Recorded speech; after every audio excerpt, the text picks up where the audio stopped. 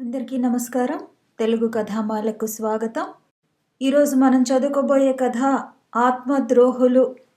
రాసిన వారు గోపీచంద్ గారు. కళ్యాణ కింకిణి వంటావిడ తెచ్చిన కాఫీ త్రాగి అలాగే పక్క మీద కూర్చొని ఉంది. బద్ధకంగా ఉంది. మనసు కూడా పరిపరి విధాలా పరిగెత్తుతూ ఉంది. తాను పాల్గొంటున్న నాటకం రిహార్సల్స్ నిన్న జరిగినాయి. తన అభినయం తనకేమీ నచ్చలేదు.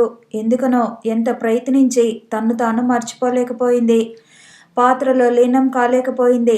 రిహార్సల్స్ నుంచి వచ్చి వంటావిడ పెట్టింది తిని పడుకొని నిద్రపోయింది. తెల్లవారు మెలకువ వచ్చింది గాని లేవబుద్ధి పుట్టలేదు. ఒళ్ళంతా నొప్పులుగా ఉండి అలాగే పడుకుంది. వంటావిడ లేచేటప్పటికి తప్పక లేచింది. తన మనసు చికాగ్గా ఉండటానికి కారణమేమిటి? రిహార్సల్స్ తృప్తిగా ఉండకపోవటమేనా? తను రిహార్సల్స్ ఎన్నిసార్లు పాడు చేయలేదు? ఆ మాటకి వస్తే ఎందుకో తెలియదు గాని రిహార్సల్స్ పాడైన నాటకాలు ప్రదర్శనానికి వచ్చేటప్పటికి అద్భుతంగా ఉన్నాయి. కళ్యాణ కింకిణి చాలా బీద కుటుంబంలో పుట్టింది. తల్లిదండ్రులు పసితనంలోనే గతించేటప్పటికి పక్క మేడలో కాపురం చేసుకుంటున్న అలివేణి ఆమెను పెంచి పెద్దదాన్ని చేసింది. అలివేణి గొప్ప డాన్సర్. ఆ రోజుల్లో ఆమెకు చాలా పెద్ద పేరు ఉండేది. ఉన్నచోట ఉండకుండా ఎప్పుడు దేశమంతా ప్రదర్శనలు ఇస్తూ తిరుగుతూ ఉండేది. ఎక్కడికి వెళ్ళినా తనతో పాటు కళ్యాణి కింకిణిని తీసుకువెళ్తుండేది. కళ్యాణ కింకిణి చిన్నతనంలో కొద్దిగా డాన్స్ కూడా నేర్చుకుంది. ఏ బాధ్యత లేకుండా అదొక ప్రత్యేక వాతావరణంలో పెరిగి పెద్దదైంది కళ్యాణ కింకిణి. వారు డాన్స్ ప్రదర్శనలు ఇవ్వటానికి ఓసారి కాశ్మీర్ వెళ్లారు. ప్రదర్శనలు చాలా విజయవంతంగా జరిగాయి. కాశ్మీర్లో ఉన్న పెద్దలందరూ పొగిడారు. అలివేణికి కొద్దిగా అన్ని రకాల డాన్సులు వచ్చు. భరతనాట్యం, మణిపూరి, కథక్, కథాకళి మొదలైన అన్ని డాన్సుల్లోనూ ఆమెకు ప్రవేశం ఉంది. అందువల్ల ఆమె ఏ రాష్ట్రవాసులనైనా ఇట్టే వశపరుచుకునేది. మనిషి కూడా చాలా మంచిది. ఏ రాష్ట్రంలో సంపాదించిన డబ్బు ఆ రాష్ట్రంలోనే ఏ అనాథ శరణాలయానికో ఇచ్చివేస్తుండేది. అందువల్ల డాన్సుల మీద అభిమానం ఉన్నవారే కాక పెద్ద పెద్ద సంఘ సంస్కర్తలు, రాజకీయవేత్తలు కూడా ఆమె పట్ల చాలా గౌరవభావంతో ఉండేవారు. కాశ్మీర్లో ఉండగానే ఆమెకు హృద్రోగం వచ్చింది. అకస్మాత్తుగా మరణించింది. అప్పుడు లెక్క చూచుకుంటే కళ్యాణ కింకిణికి మిగిలిన ఆస్తి ఎక్కువగా లేదు. తర్వాత కొన్నాళ్ళు కళ్యాణ కింకిణి తానే స్వయంగా డాన్స్ ప్రదర్శనలు ఇవ్వనారంభించింది. కానీ ఆమె మనసును అందులో ప్రవేశపెట్టలేకపోయింది. నాటకాలు ప్రారంభించింది. ఇప్పటికీ ఆమెకు ఒక ట్రూపు ఉంది. ఆ ట్రూపుతో ఏడాదికి 5-6 నాటకాలు వేస్తుంటుంది. అవి కాక ప్రత్యేక ఆహ్వానం మీద ఇతర నాటకాల్లో వేషాలు వేయటం కూడా కద్దు. అటువంటి నాటకాల్లో వేషం వేసినప్పుడు వేషానికి 200 రూపాయలు పుచ్చుకుంటుండేది. ఒక విధంగా చూచుకుంటే కాలం బాగానే గడిచిపోతుంది. అమ్మా, ఎక్కడి నుంచో టెలిగ్రామ్ వచ్చిందమ్మా అన్నది వంటావిడ కవర్ అందిస్తూ. కళ్యాణ కింకిణి కవరు చించి చూచింది. వెంటనే బయలుదేరు, అత్యవసరం, ఆర్వి అని ఉన్నది. ఎవరి ఆర్వి? ఆమెకు వెంటనే జ్ఞాపకం రాలేదు. ఆ టెలిగ్రామ్ హైదరాబాదు నుంచి వచ్చింది. హైదరాబాదులో తనకు ఎక్కువ మంది స్నేహితులు లేరు. అందులో ఆర్వి అనే పేరు విన్నట్టుగా కూడా లేదు. టెలిగ్రామ్ చేత్తో పట్టుకుని ఎవరా అని ఆలోచించింది. అప్పుడు ఆమెకు జ్ఞాపకం వచ్చింది. అతనే అయి ఉండాలి అనుకున్నది. 2 సంవత్సరాల క్రిందట రవివర్మ అనే ఆయన అతని నాటకంలో కథానాయక పాత్ర ధరించడానికి గాను తనను హైదరాబాదు పిలిపించాడు. ఈ టెలిగ్రామ్ ఇచ్చింది ఆయనే అయి ఉండాలి అనుకున్నది కళ్యాణ కింకిణి. అయితే తనతో పనేమున్నది? మరొక నాటకం వేయిస్తున్నాడేమో. నాటకానికైతే ముందుగానే అన్ని సంగతులు విపులంగా వ్రాయవచ్చు కదా. టెలిగ్రామ్ ఇవ్వవలసినంత తొందర ఏమొచ్చింది? ఆమెకు పూర్వం తాను హైదరాబాద్ వెళ్ళినప్పటి సంగతులు జ్ఞాపకం వచ్చాయి. రవివర్మ ఒక నాటకం స్క్రిప్ట్ పంపించాడు. అందులో కథానాయక పాత్ర వేయవలసిందని కోరాడు. స్క్రిప్ట్ ఆమెకు నచ్చింది. వేషం వేయడానికి అంగీకరించి హైదరాబాదు బయలుదేరింది.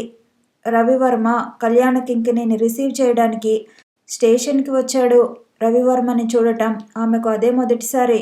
ఆయనకు 50 సంవత్సరాలు దాటి ఉంటాయి. కానీ 50 సంవత్సరాల మనిషిలాగా కనిపించడు. నల్లని వెంట్రుకలు చెవుల దగ్గర మాత్రం నెరసి ముఖానికి ఒక వింత సోయగాన్ని చేకూరుస్తూ ఉన్నాయి. పంచెగట్టి బిళ్ళగోచి పెట్టి నల్లని ఉలెన్ షేర్వాణి వేసుకుని ఉన్నాడు.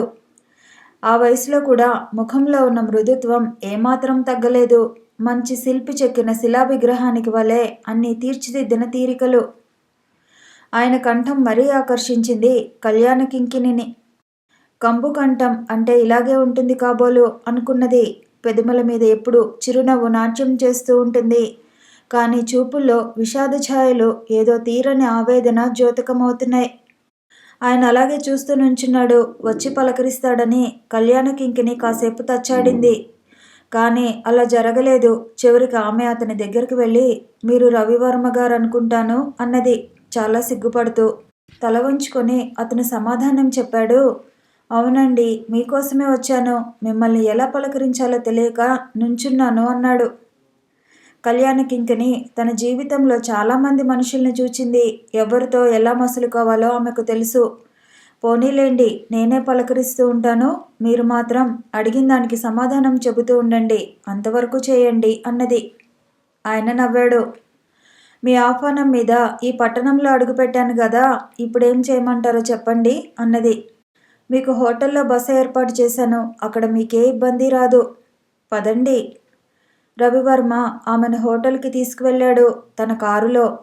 దారిలో అతన్ని మాటల్లోకి దింపాలని, నేను నటించవలసిన నాటకం రాసిందెవరు అని అడిగింది. ఆయన కొంచెం సేపు ఆలోచించి నేనే అన్నాడు. అయితే నేను అనుకున్నది కరెక్టే. ఏమనుకున్నారు మీరు?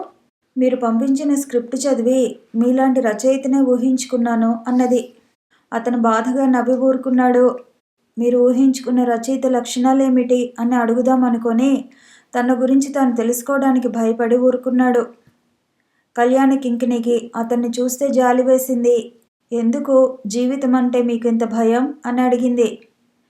కారణం తెలిస్తే ఇంకేం అన్నాడతను తనలోకి తాను చూచుకుంటూ. అని ఒక్క నిట్టూర్పు విడిచాడు. మీరు చాలా చిత్రమైన మనుషులుగా కనిపిస్తున్నారు. నాకు నేను సహజంగా ఉన్నట్టే కనిపిస్తుంది. మీ వైచిత్ర్యం చాలా సహజమైనది అన్నది కళ్యాణ కింకిణి. కొందరు ఇతరుల దృష్టిలను ఆకర్షించాలని విచిత్రంగా కనబడతారు. అటువంటి వారు ఇటీవల చాలామంది కనిపిస్తున్నారు. మీరు అలాంటి వారు కాదు. మీ విచిత్రత చాలా స్వభావ సిద్ధమైనది అన్నది కళ్యాణ కింకిణి. ఈ మాటలకు అతని మనసు కృతజ్ఞతాభావంతో నిండింది. ఆమెను ఆప్యాయతగా చూశాడు. నిర్భయంగా ఆమెను చూడటం అతనికి ఇదే తొలిసారి. ఆమె చాలా నాజుగ్గా ఉండే మనిషి. సన్నగా పొడుగ్గా ఉంటుంది. పచ్చని పసుపు ఛాయ. కండ్లు పెద్దవి అవటమే కాక తలతల మెరిసిపోతూ ఉంటాయి. సన్నని నడుము. ఆమె సన్నగా ఉండటమే గాని బలహీనంగా ఉండదు. ప్రతి అవయవం యవ్వనంతో స్పందిస్తూ ఉంది. తన దగ్గరగా ఉన్న ప్రతి వ్యక్తికి పెదవి కదల్చకుండానే ఉత్సాహం ఇవ్వగలిగిన శక్తి కలది ఆమె. అటువంటి సమయాల్లో ఆమె శరీరమే మాట్లాడగలదు. దగ్గరగా ఉన్న వారి ఆలోచనలకు అసందిగ్ధంగా సమాధానాలు చెప్పగలదు. నా నాటకంలో నటించడానికి మీరు అంగీకరించటం నా అదృష్టం అన్నాడు రవివర్మ. నాటకాలు ఆడటం నా వృత్తి అండోయ్, ఆ మాట మర్చిపోకండి. రకరకాల పాత్రలతో తదాత్మ్యం పొందటం మీ శక్తి. నాటకాలు ఆడటం నా వృత్తి అని అనకండి అన్నాడు రవివర్మ.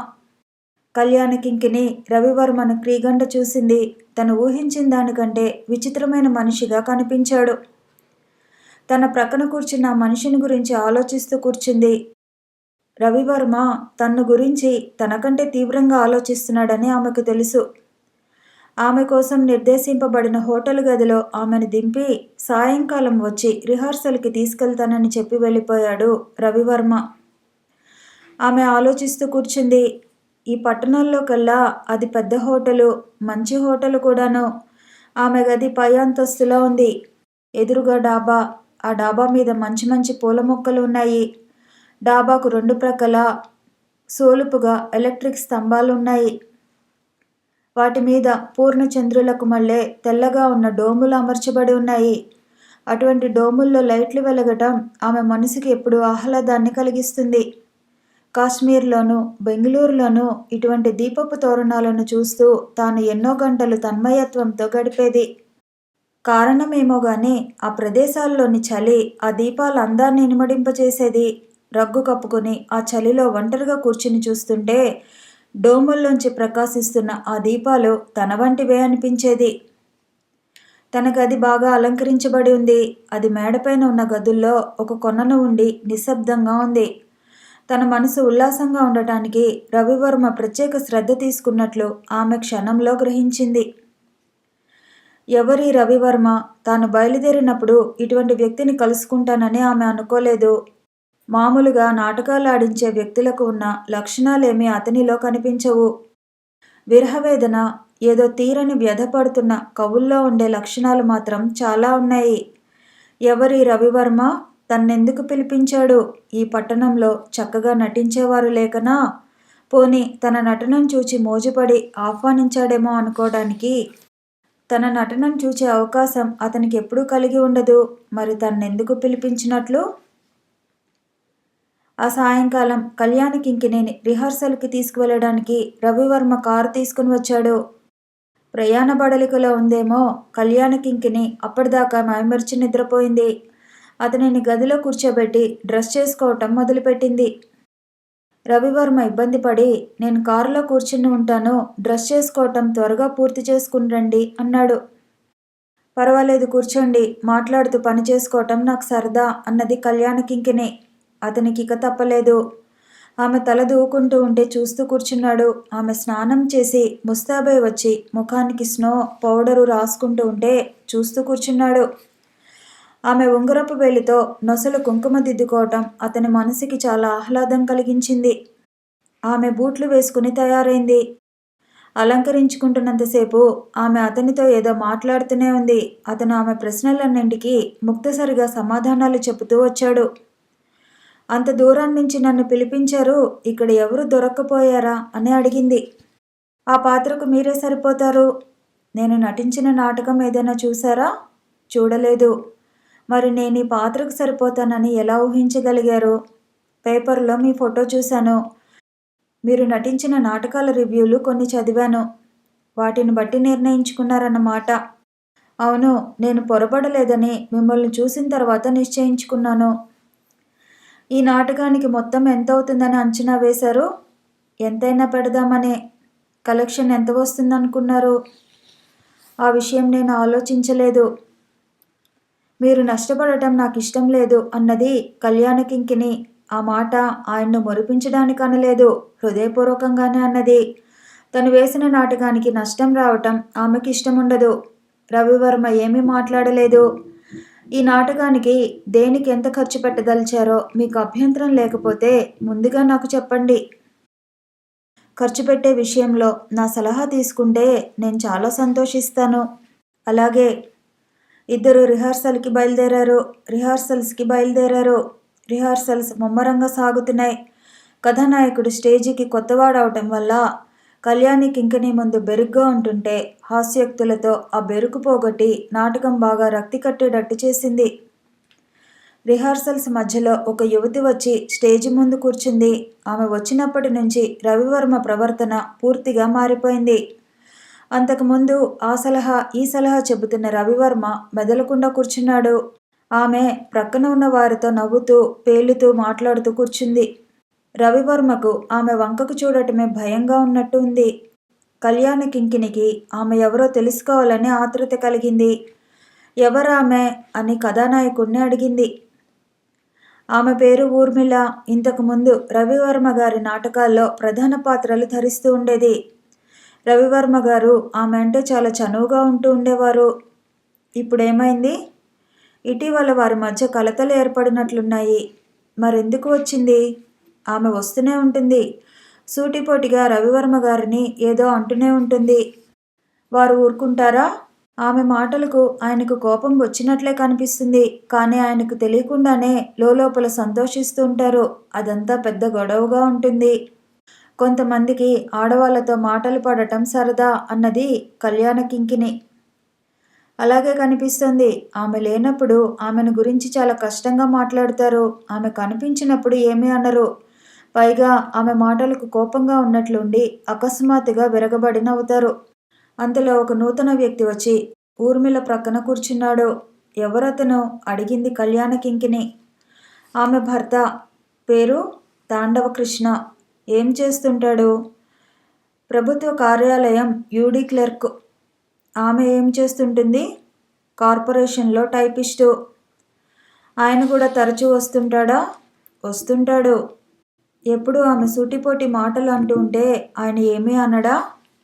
ఎందుకనడు? ఆమె అట్లాగే అంటూ ఉంటుంది. మీరేమీ అనుకోకండి అంటూ ఉంటాడు మధ్య మధ్య. చూసేవాళ్ళకి రవివర్మ గారు అతనికి ఎక్కువ స్నేహమో ఆమెకు ఎక్కువ స్నేహమో బోధపడనంత గమ్మత్తుగా ఉంటాయి వాళ్ళ సంబంధాలు. ఊర్మిళ తన్ను పరీక్షగా చూస్తుందని గ్రహించి విజృంభించి రిహార్సల్స్ చేసింది.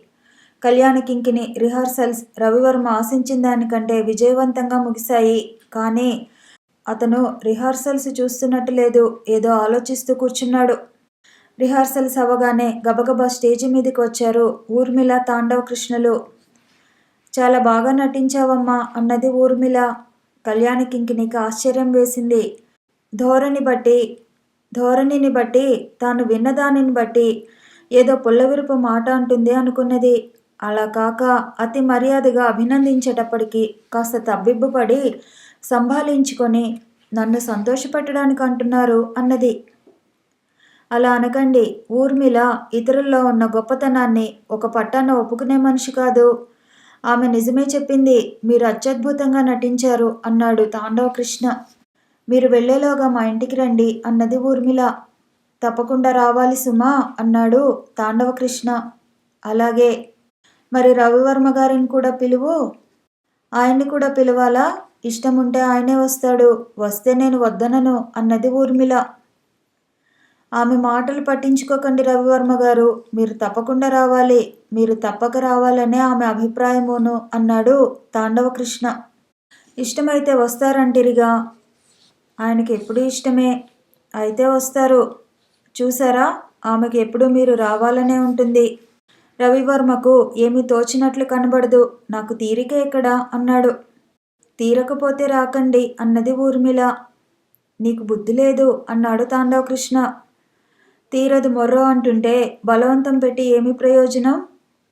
ఏదో మాట వరుసకు అన్నారు కానీ తీరక ఏం చేస్తుంది? తీరితే రమ్మన్నాగా. అలా జరిగిపోయింది భార్యాభర్తల మధ్య సంభాషణ. ఒక్క క్షణం ఒకరి మాట ఒకరు జవదాటని వారుగా కనిపిస్తారు. మరుక్షణం అతను కోపగించి మందలిస్తాడు. కానీ అతని మాటలకు ఆమె భయపడుతున్నట్లు కనిపించదు. తను అనే మాట అంటూనే ఉంటుంది. అంతలో అతను చల్లబడిపోయి రాజీ పడతాడు. వారి సంభాషణ వింటూ ఈ భార్యాభర్తల సంబంధం తెగిపోకుండా కాపాడుతున్నది ఏమిటా అని ఆలోచించింది కళ్యాణకింకిని. లారెల్, హార్డీ జంట జ్ఞాపకం వచ్చి తనలో తాను నవ్వుకుంది. వాళ్ళు వెళ్ళిపోవడానికి ఉద్యుక్తులయ్యారు. ఎప్పుడు వస్తారో చెప్పండి అని అడిగాడు తాండవ కృష్ణ కళ్యాణకింకిని. నాటకం పూర్తి కానివ్వండి అన్నది కళ్యాణకింకిని. ఎప్పుడన్నారండి? మా ఇంటికి రాకుండా మాత్రం తిరిగి వెళ్ళకూడదు. అలాగే. మీరు కూడా వస్తారు కదూ? అమ్మాయిని వెంటబెట్టుకుని మీరు కూడా రండి అన్నాడు తాండవ కృష్ణ రవివర్మతో. నేను రాలేను అన్నాడు రవివర్మ చూపులు తిప్పుకుంటూ. రాకపోతే సరే అన్నది ఊర్మిళ. ఆమె మాటకు రవివర్మ చాలా బాధపడుతున్నాడని గ్రహించింది కళ్యాణకింకిని. వాళ్ళు వెళ్ళిపోగానే ఆమె దగ్గరకు వచ్చి వెళదాం పదండి అన్నాడు రవివర్మ. స్టేజి దాటగానే ఇందులో మీరు బాధపడవలసింది ఏమీ లేదు అన్నది కళ్యాణకింకిని. నా బాధ ఎలా చెప్పుకునేది అన్నాడు రవివర్మ శూన్యంలోకి చూస్తూ. కాసేపు మౌనంగా ఉండి ఆమెను గురించి మీ ఉద్దేశం ఏమిటి అని అడిగాడు. నేను చూసింది ఇప్పుడే కదా, ఏమని చెప్పగలను? పోనీ అతని గురించి మీ ఉద్దేశం చెప్పండి. అతను త్రాష్ట్రుడు, సందేహం లేదు. ఆ మాటకు ఉలిక్కిపడి చూశాడు రవివర్మ. ఆమె చురుకుదనానికి అతనికి ఆశ్చర్యం వేసింది, అభిమానం కలిగింది. నేను ప్రపంచం చాలా చూసిన దాన్ని అన్నది కళ్యాణకింకిని అతని ఆశ్చర్యానికి చిరునవ్వు నవ్వుతూ. మరి ఆమె గురించి మీ అభిప్రాయం చెప్పకపోతిరి? వెళ్ళేలోగా చెబుతాను. మీకు అభ్యంతరం లేకపోతే మిమ్మల్ని గురించి కూడా నా అభిప్రాయం చెబుతాను. అతను మాట్లాడలేదు. ఏదో దీర్ఘంగా ఆలోచిస్తూ కారు దగ్గరకు నడిచాడు. ఇద్దరు కారులో హుసేన్ సాగర్ వెళ్లారు. హుసేన్ సాగర్ హైదరాబాద్కి సికింద్రాబాద్కి మధ్య ఉంటుంది. హైదరాబాద్ నుంచి సికింద్రాబాద్ వెళ్లే రోడ్డు దాని అంచు వెంటే వెళ్తుంది. ఆ అంచు హైదరాబాద్ సికింద్రాబాద్ వాస్తవ్యులకి విహార స్థలం. విహారానికి వచ్చిన వారికి చిన్న చిన్న పార్కులు, సిమెంట్ బెంచీలు ఉన్నాయి. అక్కడ ఒక బెంచి మీద కూర్చున్నారు కళ్యాణ కింకిణి రవివర్మలు. హుసేన్ సాగర్ జలాల మీద చల్లని గాలి వీస్తూ ఉంది. కార్లు వచ్చి ఆగుతున్నాయి. భార్యాభర్తలు, ప్రేయసీ ప్రియులు ఆ కార్లలోంచి దిగి జంటలు జంటలుగా నడుస్తున్నారు. కాస్త దూరంలో కూర్చుని గుసగుసలు పోతున్నారు. అప్పుడే విద్యుత్ దీపాలు వెలిగినాయి. ఆ కాంతిలో హుసేన్ సాగర్లోని అలలు తలతలా మెరుస్తున్నాయి. ఉన్నట్టుండి, ఈ హుసేన్ సాగర్ ఎందుకు ప్రసిద్ధో మీకు తెలుసా అని అడిగాడు రవివర్మ. ఎలా తెలుస్తుంది? రోజు ఎవరో ఒక నిరాశాజీవి ఇందులో దూకి ఆత్మహత్య చేసుకుంటూ ఉంటాడు. పోలీసులు అతని శవాన్ని బయటకు తీస్తారు. ఆత్మహత్య చేసుకున్నాడని తీర్పు చెబుతారు. పేపర్లో చదివి అదృష్టవంతులు పెదవి విరుస్తారు. చచ్చి ఏమి సాధించదలిచాడో అంటారు.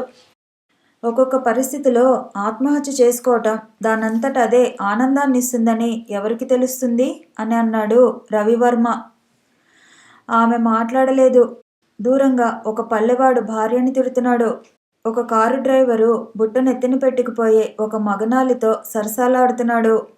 ఓరి నీ జిమ్మడా అంటున్నది ఆమె. ఒక కారు హారన్ మోగింది. ఒక పిట్ట రెపరెప కొట్టుకుంటోంది. ఊర్మిళ పట్ల నా ప్రవర్తన మీకు విచిత్రంగా ఉండి ఉంటుంది కొంతవరకు అన్నది కళ్యాణ కింకిణి. 2 సంవత్సరాల క్రితం వరకు నేను ఆమెను ఎరుగను. నాకు నాటకాలంటే చిన్నప్పటి నుంచి సరదా. ఆ రోజుల్లో నేను ఒక నాటకం రాసి ప్రదర్శిద్దామనే కుతూహలంతో ఉన్నాను. కానీ ఇక్కడ స్త్రీ పాత్రలు నటించేవారు తక్కువ, అసలు లేరనే చెప్పవచ్చు. వెతికి వెతికి నేను చాలా నిరుత్సాహపడ్డాను. ఊర్మిళకు ఈ సంగతి ఎట్లా తెలిసిందో ఏమో. భర్తతో కలిసి మా ఇంటికి వచ్చి నేను వేస్తాను అన్నది. ఊర్మిళ మీ నాటకంలో వేషం వేయటానికి నాకు ఎటువంటి అభ్యంతరమూ లేదు అన్నాడు ఆమె భర్త. చదువుకున్న వాళ్ళు ఇలా ముందుకు రావటం నాకప్పుడు చాలా ముచ్చట వేసింది. అందులో వివాహమైన వాళ్ళు. నాకు పిల్లలు లేరు. అప్పటికే నా భార్య గతించి 4 ఏండ్లైంది. ఆమె మహా ఇల్లాలు. ఆమెను గురించి వ్రాసిన నాటకమే ఇది. ఆ నాటకం ప్రదర్శించడానికి అవకాశం దొరకని నాకు ఊర్మిళ వచ్చి నేను స్త్రీ పాత్రను ధరిస్తాననేటప్పటికీ కొండ ఎక్కినంత పనైంది. ఆమె మీద నాకు సొంత కూతురు మీద ఉండేదానికంటే ఎక్కువ వాత్సల్యం ఏర్పడింది. నాటక ప్రదర్శన పూర్తయింది. నలుగురు మెచ్చుకున్నారు. ఊర్మిళ బాగా నటించిందనే అనుకున్నాను. ఆనాటి నుంచి నాకు ఆమెతో పరిచయం ఎక్కువైంది. ఆమె పట్ల నాలో అంకురించిన వాత్సల్యం దినదిన ప్రవర్ధమానం కాజొచ్చింది. ఆమెను ఒక్కరోజు చూడకపోతే నాకు ఎట్లాగో ఉండేది. నేను కనిపించకపోతే తాండవ కృష్ణ మా ఇంటికి వచ్చి తీసుకెళ్లేవాడు. కానీ రాను రాను వాళ్ళని గురించి అనేక సంగతులు తెలిసినాయి అని ఒక పెద్ద నిట్టూర్పు విడిచి మిమ్మల్ని తమ ఇంటికి రమ్మని వాళ్ళు ఆహ్వానించారు. మీకొక సలహా చెప్పదలిచాను. మీరు వెళ్ళకండి అన్నాడు. ఆ సంగతి నెమ్మదిగా ఆలోచిద్దాం. కానీ మీకు ఊర్మిళకు మనస్పర్ధ ఎందుకు వచ్చింది అని అడిగింది కళ్యాణ కింకిణి. రవివర్మ చాలాసేపు మాట్లాడలేదు. ఎలా మొదలు పెట్టాలో తెలియక బాధపడుతున్నాడని గ్రహించి కళ్యాణ కింకిణి కూడా మెదలకుండా కూర్చుంది. చివరికి రవివర్మ ఇలా అన్నాడు. ఊర్మిళ మంచిదని, నిష్కల్మషమైన మనసు గలదని, నేనంటే ఎంత గౌరవము అభిమానము అని నేను అనుకుంటూ వచ్చాను. ఆమె అలాగే ప్రవర్తించేది. కానీ తర్వాత నా ఉద్దేశం మారింది. ఎందుకని? అంతకుముందు కొద్ది రోజుల నుంచి నేనంటే ముభావంగా ఉంటూ వచ్చింది ఊర్మిళ.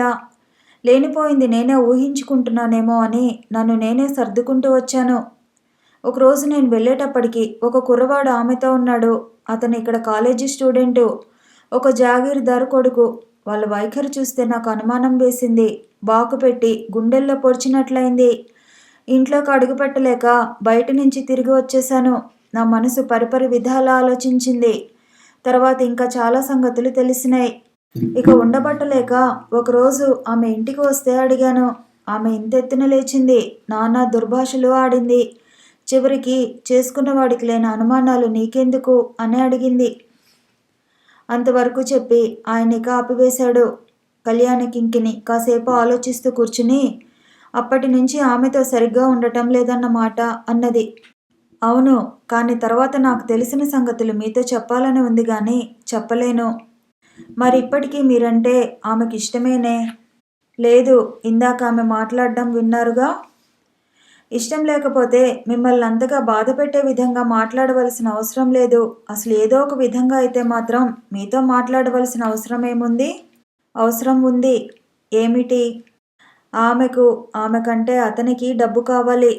మరొక సంగతి, అతను ఆమె ముఖంలోకి పరీక్షగా చూశాడు. మీకు కూడా ఆమెంటే ఇంకా ఇష్టమే. ఈ మాటకు అతను కంగారు పడ్డాడు. అతని శరీరం వణికింది.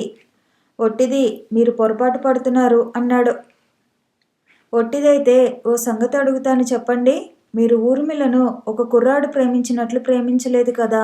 ఒకవేళ ఆమె ఒక కుర్రాన్ని ప్రేమించినా, ఇంకా అంతకంటే నీచంగా ప్రవర్తించినా మీరింత బాధపడటం దేనికి? మీ పిల్లలు తప్పు చేస్తే క్షమించరు, అలాగే ఆమెను కూడా క్షమించి ఉండవచ్చుగా. పోనీ అంతగా ఆమె అంటే అయిష్టత ఏర్పడితే నన్ను పలకరించవలసిన అవసరం లేదని అతనితోనూ ఆమెతోనూ ఖచ్చితంగా చెప్పివేయవచ్చుగా.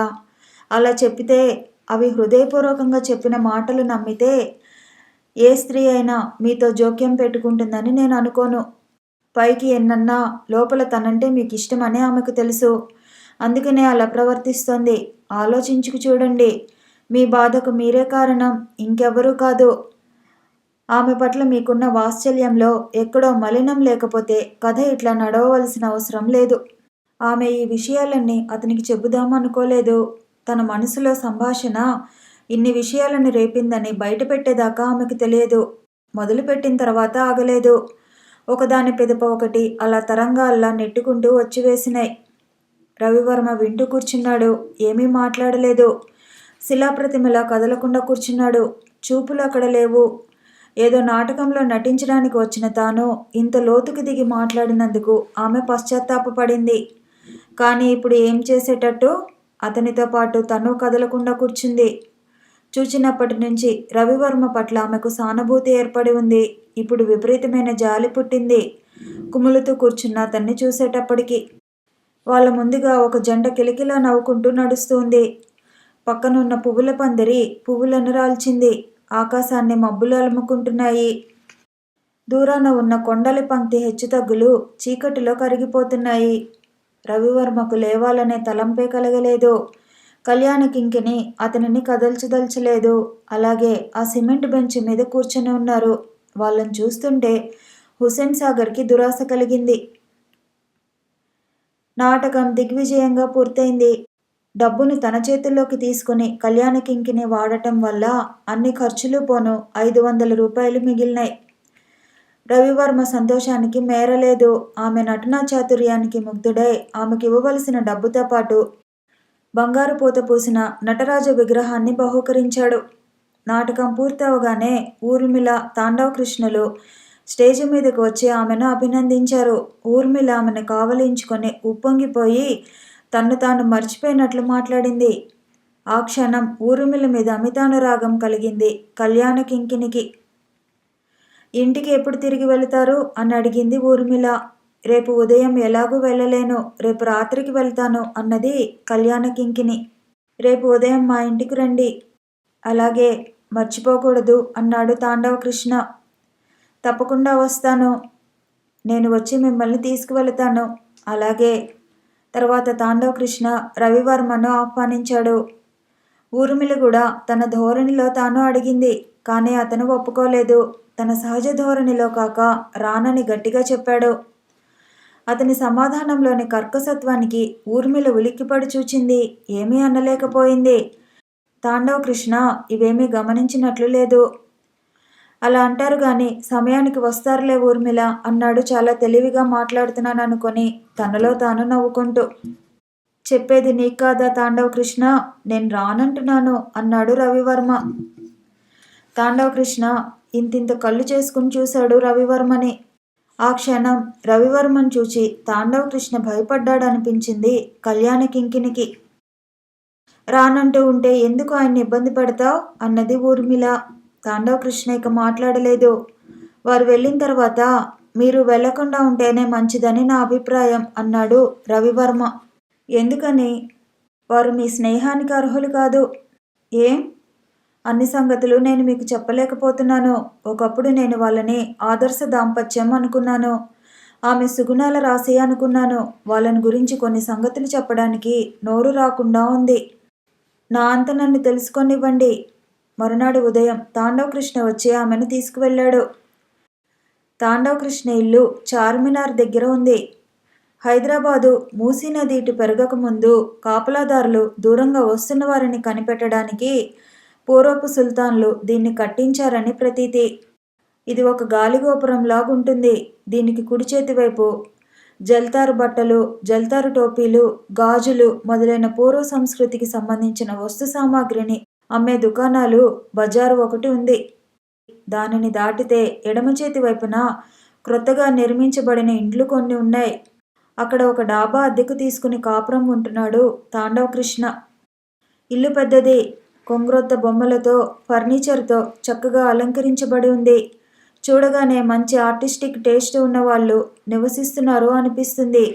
దేశమంతా తిరిగి వచ్చిన కళ్యాణకింకినే ఆ ఇల్లు అలంకరించబడిన విధానం చూచి ముచ్చటపడింది. వాళ్లకు వంటకు ఒక వంటవాడు కూడా ఉన్నాడు. భోజనాలైనాయి. భోజనానికి రవివర్మ ఉదహరించిన జాగీర్దార్ కుమారుడు కూడా ఆహ్వానించబడ్డాడు. అతన్ని తాండవ కృష్ణే తీసుకొచ్చాడు. ఆ కుర్రవాని పేరు ఖుర్షీద్. ఖుర్షీద్ వస్తూ రకరకాల స్వీట్సు, పండ్లు పట్టుకొచ్చాడు. రకరకాల పువ్వులతో కూర్చబడిన 2 పెద్ద పెద్ద బొకేలు పట్టుకువచ్చి ఒకటి ఊర్మిళకు, ఒకటి కళ్యాణకింకినికి బహూకరించాడు. ఖుర్షీద్ని కళ్యాణకింకినికి పరిచయం చేస్తూ, ఇతనికి ఊర్మిళ అంటే చాలా ఇష్టం. ఊర్మిళ క్రింద నడిస్తే ఎక్కడ అరిగిపోతుందో అని అస్తమానం భయపడుతూ ఉంటాడు. నేను ఊర్మిళకు తగిన భర్తను కానని కూడా అతని అభిప్రాయం. ఊర్మిళ చేతిన ఉన్న ఆ వజ్రపు టుంగరం ఆమె బర్త్డే నాడు అతడు ప్రజెంట్ చేసిందే అన్నాడు తాండవ కృష్ణ. నిజంగానే ఆ కుర్రవాడికి ఊర్మిళ అంటే తగని ప్రేమ అని కళ్యాణకింకిని పరిచయమైన కొద్దిసేపటికే గ్రహించింది. ఆ కుర్రవాడు ఉన్నంతసేపు ఊర్మిళను కళ్ళప్పగించి చూస్తూ కూర్చున్నాడు. చూస్తున్నంతసేపు పెదిమల మీద చిరునవ్వు తాండవిస్తూనే ఉంది. ఆమెను ఏ పని చేయనివ్వడు, అసలు లేవనివ్వడు. ఆమె చేయవలసినవన్నీ తానే చేస్తాడు. ఆమెకు కావలసినవన్నీ తానే అందిస్తాడు. ఆమె పెదవుల నుంచి బయటికి వచ్చే ప్రతి మాటకు ముసిముసి నవ్వులు వలకబోస్తాడు. ఆమె కూడా అతని చూపులతో, చిరునవ్వులతో, చిలిపి మాటలతో ఉన్నంతసేపు రెచ్చగొడుతూనే ఉంది. ఖుర్షీద్, ఇప్పుడు నేను చచ్చిపోతాననుకో ఏం చేస్తావు అని అడిగింది. ఈ ప్రశ్నకు అతని ముఖం కుమిలిపోయింది. కళ్ళు అప్రయత్నంగా చెమ్మగిల్లినాయి. నవ్వులాట కూడా అటువంటి మాట అనకు ఊర్మిళ, ఇంకెప్పుడు ఇటువంటి మాట అననని ప్రామిస్ చేయి అన్నాడు ప్రార్థనాపూర్వకంగా. అననులే అన్నది ఊర్మిళ. ఇంకాసేపు ఉండి ఒకవేళ తాండవ కృష్ణ గారు నన్ను ఇంట్లోంచి వెళ్ళగొడతారనుకో అప్పుడేం చేస్తావు అని అడిగింది.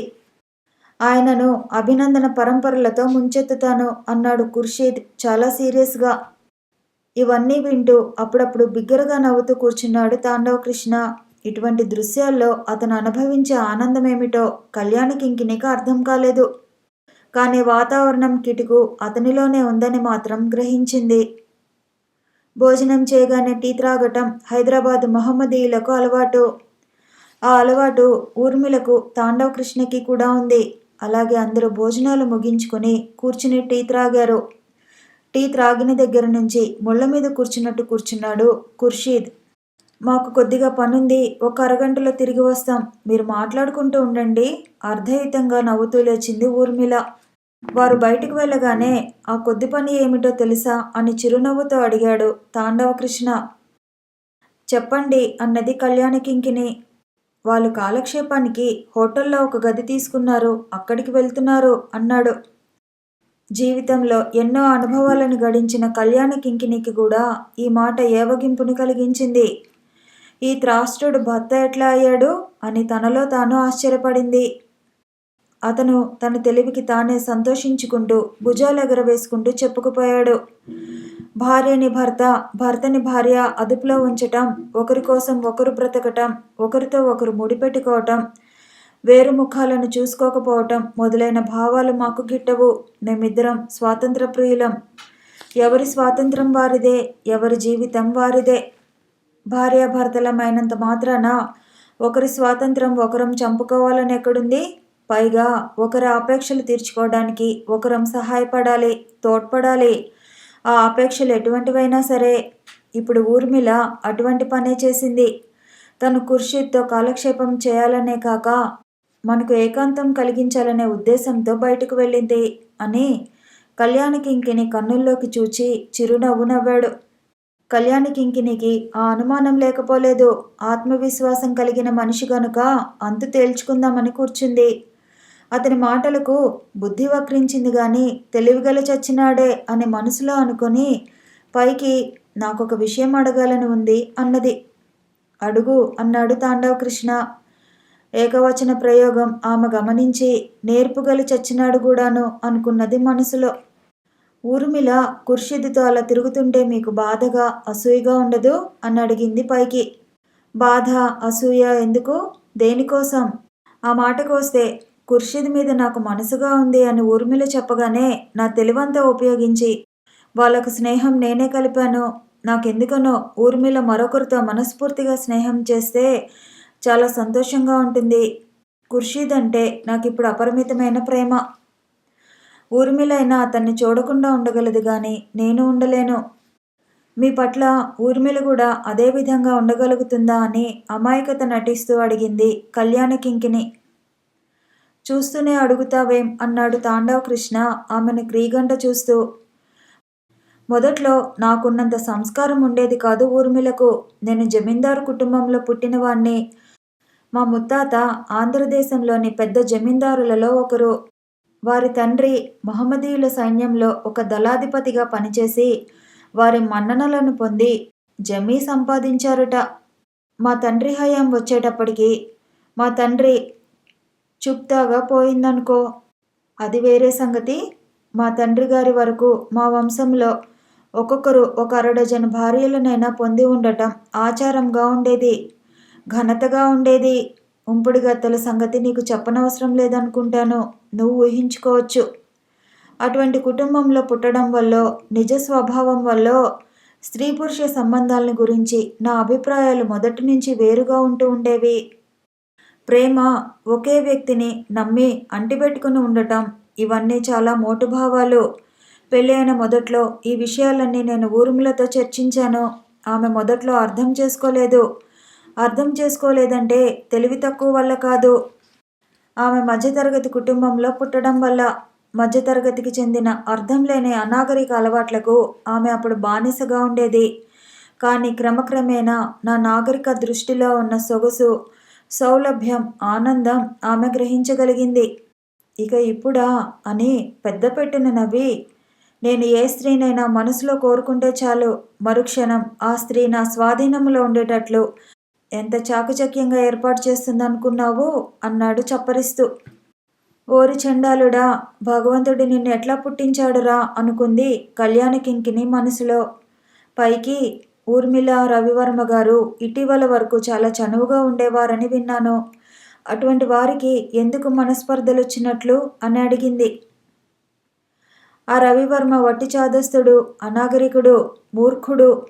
అన్నిటా తాతల నాటి బూజుభావాలను పట్టుకొని వేళ్లాడుతూ ఉంటాడు. అలాంటి వాడని నాకు ముందే తెలిస్తే ఊర్మిళను దూరంగా ఉంచేవాణ్ణి. మా సిద్ధాంతంలో ఉన్న సౌలభ్యం, హాయి మాతో పరిచయమైన తర్వాతైనా అనుభవంలోకి తెచ్చుకొని మారకపోతాడా అనుకున్నాను. నేను అనుకున్న దానికంతా విరుద్ధంగా జరిగింది. పానకంలో పుడకలా తయారయ్యాడు. నీ బొందా అని మనసులో అనుకుని పైకి అసలు ఏం జరిగిందేమిటి అని అడిగింది కళ్యాణకింకిని. ఊర్మిళ నాటకాల్లో వేషాలు వేయటం అంటే మొదటి నుంచి చెవి కోసుకునేది. రవివర్మ ఒక నాటకం రాసి ప్రదర్శించదలుచుకున్నాడని తెలిసి అతనితో పరిచయం చేసుకోవాలని ఉబలాట పడింది. నేను అప్పటికి ఆ 50 పడిలో పడిన వాడితో మనకెందుకు అని చెప్పాను. ఆమె నా మాట వినలేదు.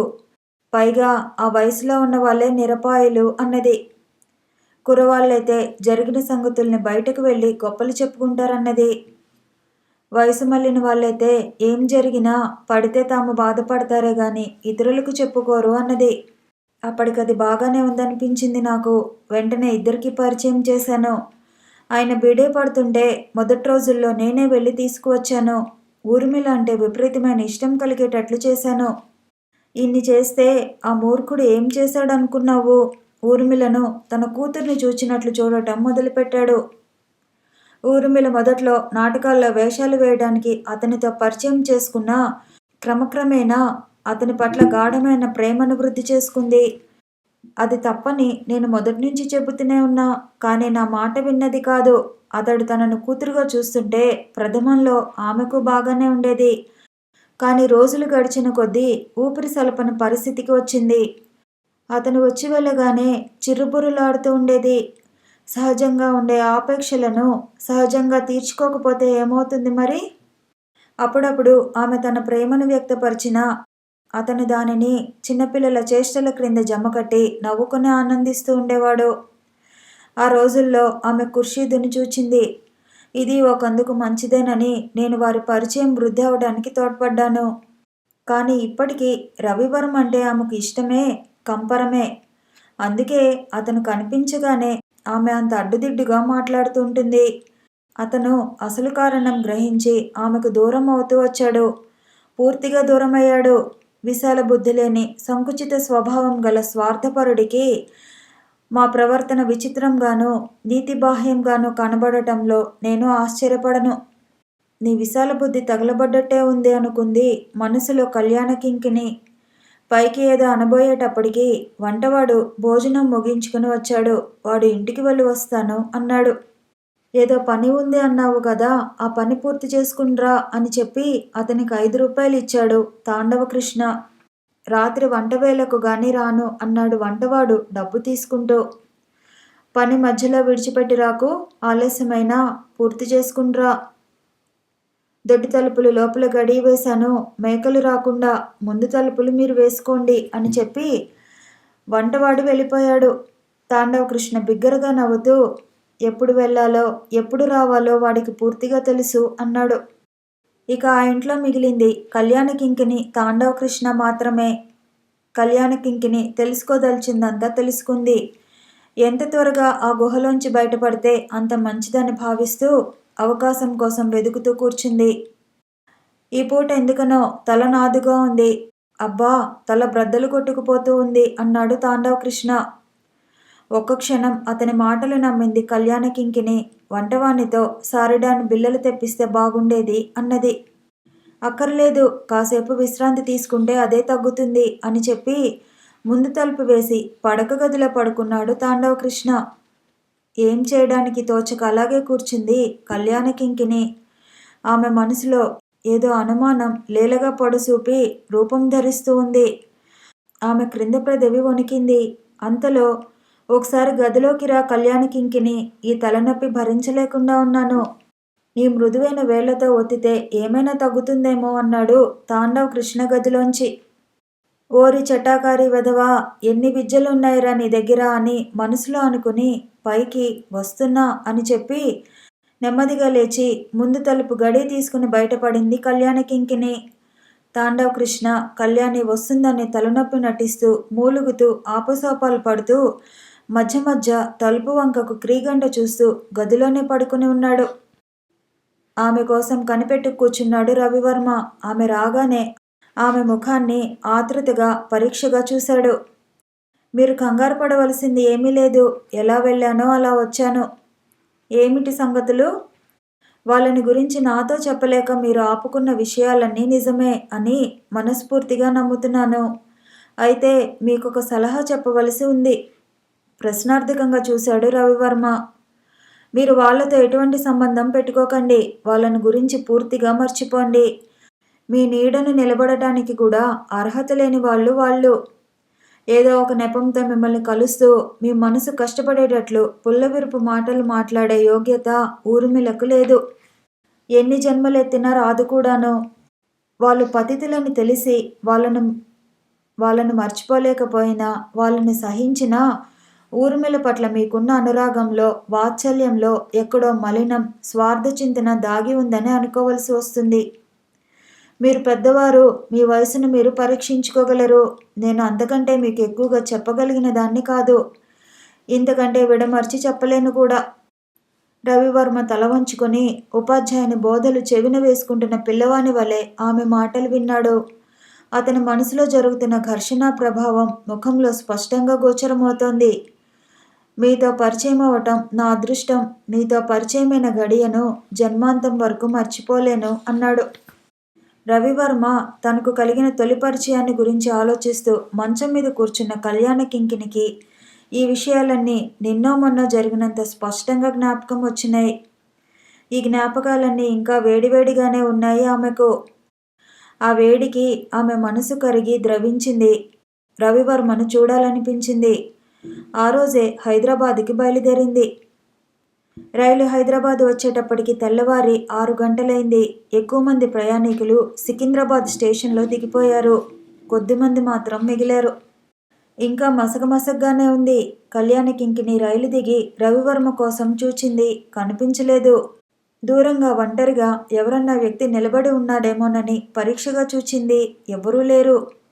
అంతలో సూటుతో ఉన్న ఒక వ్యక్తి కంపార్ట్మెంట్ దగ్గరకు వచ్చి, కళ్యాణ కింకిని గారు మీరేనా అని అడిగాడు. నేనే. మీరు ఈ బండికి వస్తారని వెళ్ళి తీసుకురావలసిందని రవివర్మ గారు చెప్పారు అని. నేను ఆయన అడ్వకేట్ని అన్నాడు. వారెక్కడ ఉన్నారు? నిన్న ఉదయం వచ్చి నాకు ఈ సంగతి చెప్పారు. తర్వాత మళ్ళీ కనిపించలేదు. ఏదైనా పని మీద ఉన్నారేమో. రాగానే మీకు చూపించవలసిందని ఒక కవర్ ఇచ్చారు. మా ఇంటికి వెళ్దాం. ఇద్దరు రవివర్మ అడ్వకేట్ ఇంటికి వెళ్లారు. ఆయన డ్రాయర్లోంచి రిజిస్టర్ చేసిన ఒక పెద్ద కవర్ తీసి కళ్యాణ కింకినికి ఇచ్చాడు. ఆ కవర్ మీద తన పేరే ఉంది. చించి చూచింది. అందులో ఒక రిజిస్టర్ డాక్యుమెంటు, ఒక ఉత్తరం ఉన్నాయి. ఆ రిజిస్టర్ డాక్యుమెంటు రవివర్మ తనకు వ్రాసింది. రవివర్మ తన యావదాస్తి కళ్యాణ కింకినికి వ్రాసి ఇచ్చాడు. ఆ డాక్యుమెంట్ చదివి తన కండ్లను తానే నమ్మలేకపోయింది కళ్యాణ కింకిని. రెండవది రవివర్మ తనకు వ్రాసిన ఉత్తరం. ఆ ఉత్తరం చదవనారంభించింది. అందులో ఇలా ఉంది. కళ్యాణ కింకిని గారు, మీరు నన్ను అపార్థం చేసుకోవద్దు. మీరు వెళ్ళిన తర్వాత మీరిచ్చిన సలహాను గురించి తీవ్రంగా ఆలోచించాను. మీ సలహా అన్ని విధాల సవ్యమైన సలహా అనే నిర్ణయానికి వచ్చాను. ఊర్మిళను మర్చిపోవడానికి ఎన్నో విధాలా ప్రయత్నించాను. ఆ పని నా వల్ల కాకపోయింది. ఈ పట్టణంలో ఉన్నంతకాలం, ఆమె కనిపిస్తున్నంతకాలం మర్చిపోవటం అనేది సాధ్యం కాదని తేల్చుకొని తీర్థయాత్రలు సేవించడానికి బయలుదేరాను. 1 సంవత్సరం పైగా దేశాటనం చేశాను. ఆమెను మర్చిపోయాననే అనుకున్నాను. తిరిగి ఈ పట్టణం వచ్చాను. నేను వచ్చానని తెలిసి ఆమె తన భర్తతో నన్ను చూడటానికి వచ్చింది. ఆమె మీద నాకున్న మమకారం ఇన్నాళ్ళ నుంచి ఎక్కడ దాగి ఉన్నదో పగపట్టిన పామల్లే పడగ విప్పింది. నా మీద నాకే అసహ్యం వేసేటంత రూపంలో. నేను అనేక రాత్రులు ఆలోచించాను. నా మనసుని చీల్చుకొని చూశాను. మీరు అన్నట్లు ఆమె పట్ల నాకున్న మమకారంలో మాలిన్యం ఉందని తెలుసుకున్నాను.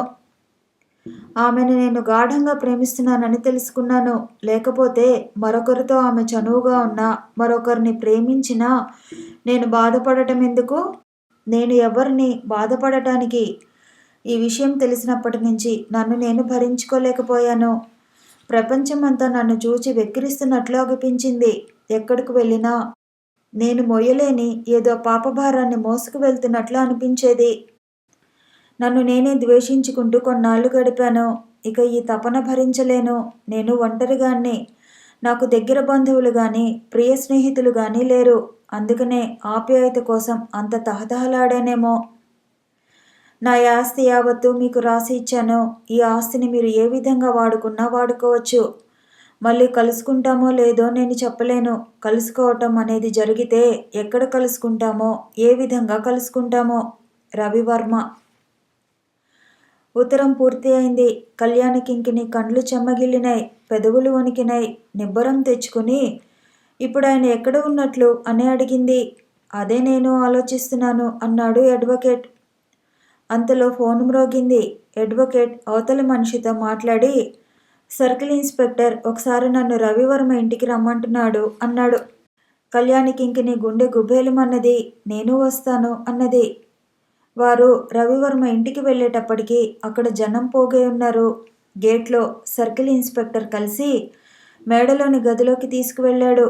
ఆ గదిలో ఒక మంచం మీద రవివర్మ శవం కంఠం వరకు కప్పబడి ఉంది. ఇంతకు ముందే హుస్సేన్ సాగర్లో దొరికింది. ఒక జాలరివాడు చూచి మాకు రిపోర్ట్ చేస్తే బయటకు తెచ్చి ఇక్కడకు చేర్చాం అన్నాడు.